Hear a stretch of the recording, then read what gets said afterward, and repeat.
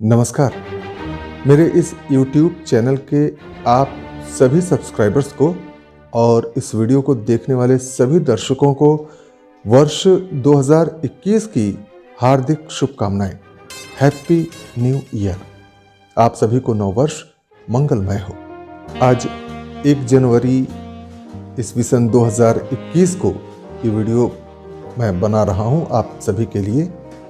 जैसा कि आप जानते हैं, मेरे इस चैनल पर होती हैं कानून की बातें और विशेषकर वैवाहिक विवादों के संबंध में जो कानूनी प्रावधान हैं, जो न्यायालयों के निर्णय हैं, उनके संबंध में हम आपको इस चैनल के माध्यम से जानकारी उपलब्ध करवाते हैं। हम यहाँ आपको यह स्पष्ट कर दें कि इस चैनल पर हम आपको जो भी जानकारी देते हैं उसका उद्देश्य मात्र विधिक जागरूकता है।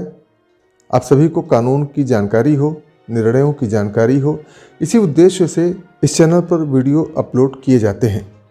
इनका कतई यह उद्देश्य नहीं होता है कि हम आपको किसी भी रूप में इस वीडियो के माध्यम से कोई विधिक सलाह दे रहे हों या कोई लीगल एडवाइस दे रहे हों।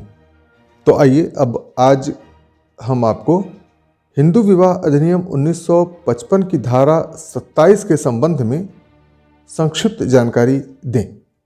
हिंदू विवाह अधिनियम 1955 की कुछ धाराएं ऐसी हैं जिनके एकमात्र आधार पर किसी अनुतोष के लिए दावा नहीं किया जा सकता है, आवेदन नहीं किया जा सकता है।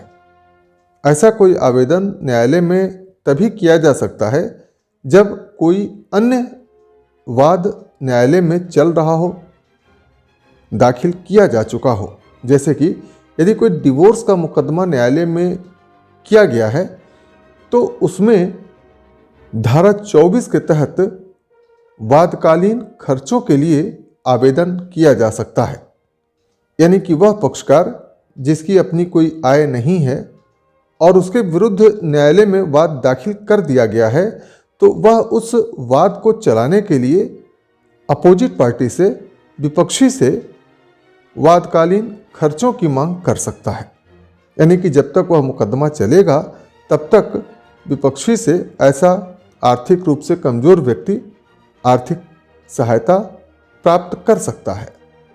लेकिन यदि कोई व्यक्ति सिर्फ धारा 24 के तहत चाहे कि वाद दाखिल करके किसी प्रकार की कोई आर्थिक सहायता प्राप्त कर सके, तो ऐसा नहीं संभव है।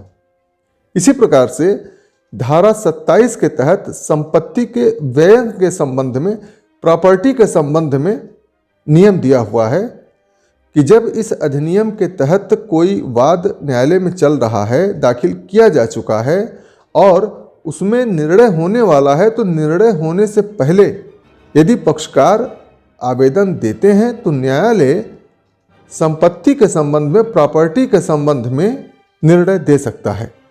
इसके लिए यह ज़रूरी है कि अभी उस मामले में निर्णय न हुआ हो, डिक्री पारित ना की गई हो और निर्णय होने के पूर्व पक्षकारों में से किसी ने प्रॉपर्टी के डिस्पोजल के संबंध में कोई आवेदन, एप्लीकेशन न्यायालय में दिया हो। धारा 27 के तहत प्रॉपर्टी के संबंध में डिस्पोजल की जो बात कही गई है, वह किस प्रकार की प्रॉपर्टी होगी, इसके बारे में भी हम आपको बता दें कि इस धारा में सिर्फ उन्हीं संपत्तियों के बारे में न्यायालय निर्णय दे सकता है जो संपत्तियां विवाह के समय या विवाह के कुछ पूर्व या विवाह के कुछ पश्चात पति पत्नी की संयुक्त संपत्ति रही हों या उनमें से किसी को भी ऐसे विवाह के अवसर पर उपहार आदि जो प्राप्त होते हैं, उन्हीं संपत्तियों के संबंध में न्यायालय द्वारा डिस्पोजल करवाया जा सकता है।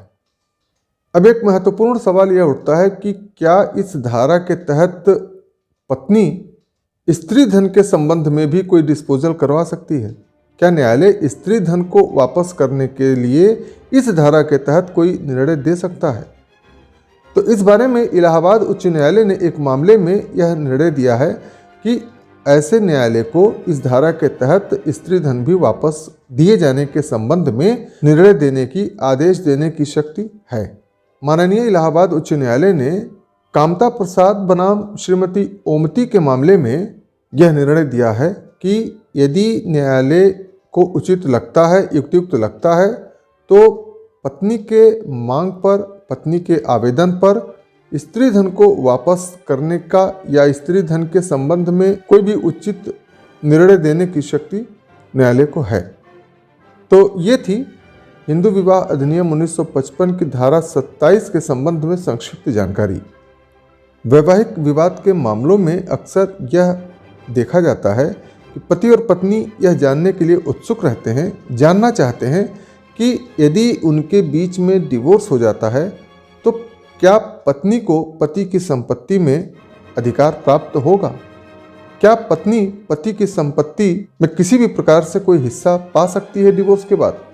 या क्या पत्नी को पति के पैतृक संपत्ति में किसी भी प्रकार से कोई अधिकार मिल सकता है?